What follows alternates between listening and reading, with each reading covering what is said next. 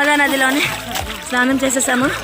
ఇక్కడ ఉజ్జయినిలోని ఓంకారేశ్వరి గుడి దగ్గర నర్మదా నది చాలా నీట్గా ఉంది. చేపలు కూడా బాగా కనపడుతున్నాయి. మన పెద్దోళ్ళందరితో పాటు మనం ఎంత నర్మదా నది నీట్గా ఉందండి.